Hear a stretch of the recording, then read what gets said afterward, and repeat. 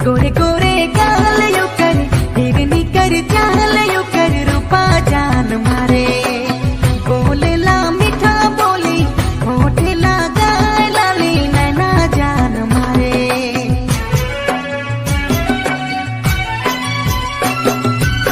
गोरे गोरे गाल यो कर हिरनी कर चाल यो कर